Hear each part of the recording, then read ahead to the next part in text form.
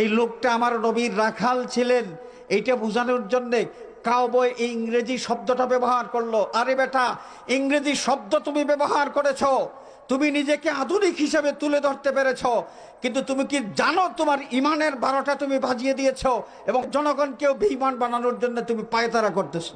একবার বলেছিল six pack, এখন আবার শুরু হয়েছে নবীজিকে কাউবয় বলে। এই যে দাজ্জালুনা কাজ্জাবুনা নবীর শানে বেয়াদবি করে তাফসীরুল কোরআন মাহফিলের নামে তারা গলাবাজি করবে, এরা নিজেরা বেঈমান এবং আরো মানুষকে বেঈমান বানিয়ে ছাড়বে।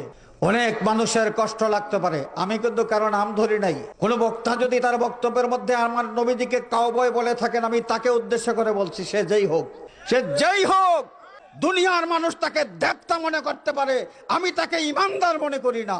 আজকাল আমাদের অনেক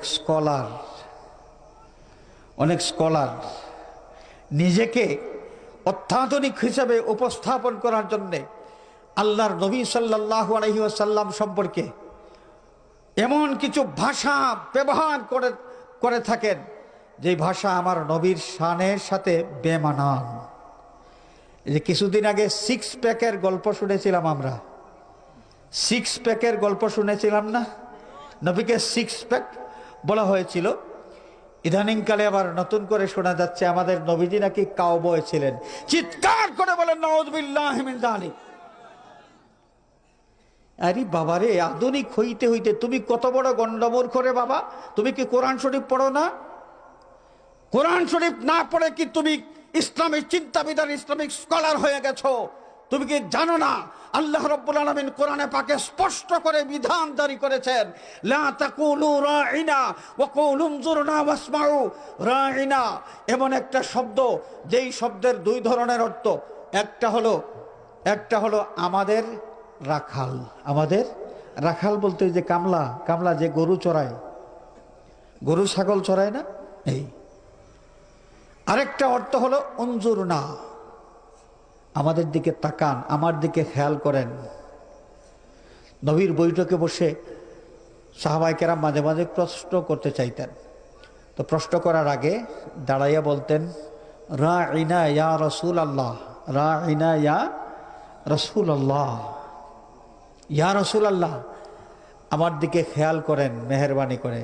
এর অর্থ হলো আমি কিছু বলতে চাই, আমি কিছু বলতে চাই। এটা হচ্ছে আদব, এটা হচ্ছে কি আদব। আমার একটা প্রশ্ন ছিল, এটা না, এটা আদবের খেলাফ।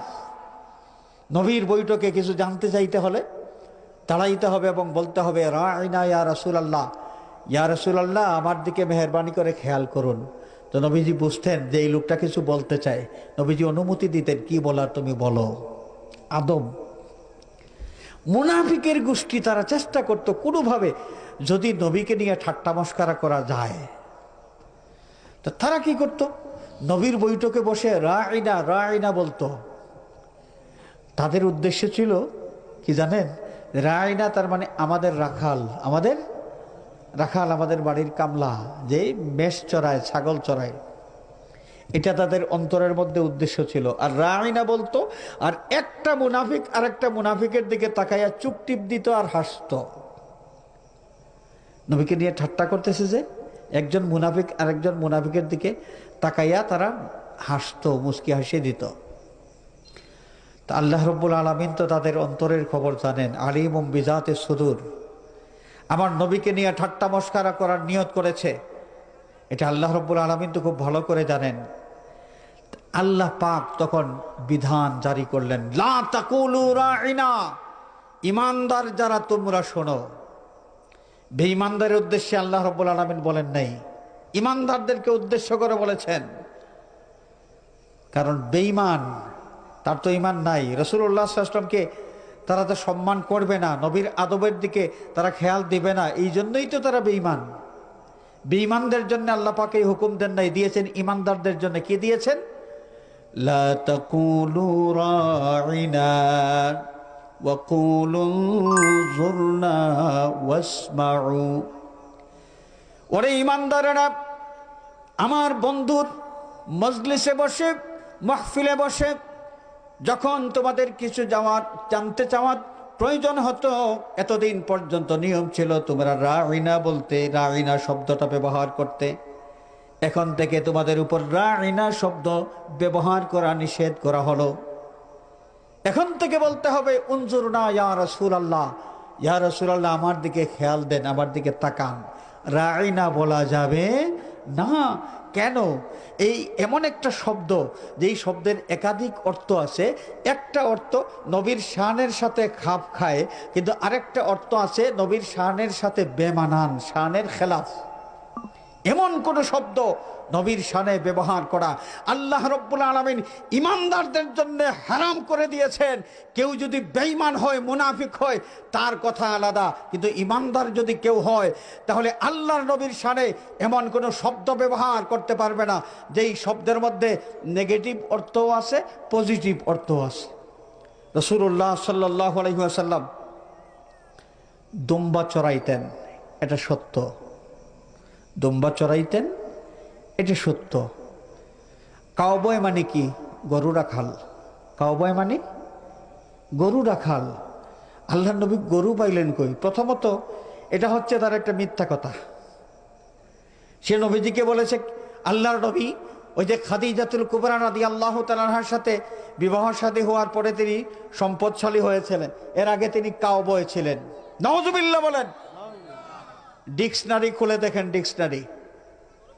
কাউবয় মানে কি? কাউবয় মানে একদিক থেকে হলো গরু রাখাল, আরেক দিক থেকে হলো লম্পট, যার চরিত্রের কোনো ঠিক নেই। আরেক দিক হলো যেই লোকটা বাটপার।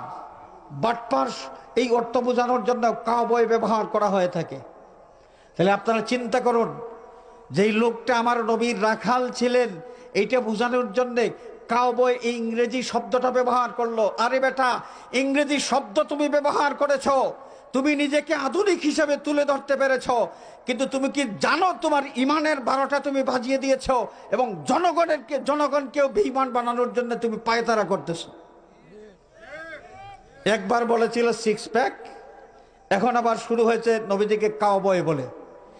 এই যে দাজ্জালুনা কাজ্জাবুনা নবীর শানে বেয়াদবি করে তাফসীরুল কোরআন মাহফিলের নামে তারা গলাবাজি করবে, এরা নিজেরা বেঈমান এবং আরো মানুষকে বেঈমান বানিয়ে ছাড়বে।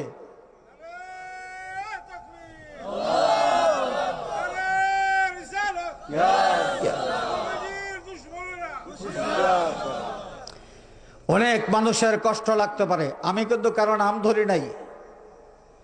কোন বক্তা যদি তার বক্তব্যের মধ্যে আমার নবীজিকে কাউবয় বলে থাকেন, আমি তাকে উদ্দেশ্য করে বলছি, সে যেই হোক, সে যেই হোক, দুনিয়ার মানুষ তাকে দেবতা মনে করতে পারে, আমি তাকে ঈমানদার মনে করি না।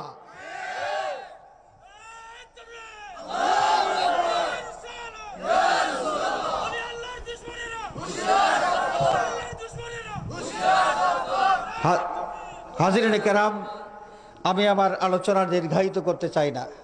আমরা ঈমানদার, আমরা বিশ্বাস করি আমাদের এই দুনিয়ার থেকে বিদায় নেওয়ার পরে